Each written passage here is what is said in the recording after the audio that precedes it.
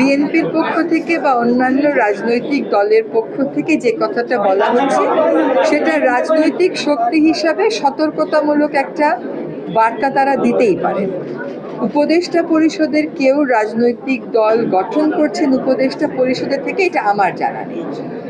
শিক্ষার্থী উপদেষ্টা যারা আছেন তারা বলেছেন যে যদি রাজনৈতিক দল তারা গঠন করেন, সরকার ছেড়ে গিয়েই তাদেরকে গঠন করতে হবে, বা যেই রাজনৈতিক দল গঠন করুক না কেন সরকার থেকে চলে গিয়েই তাকে সেটা করতে হবে।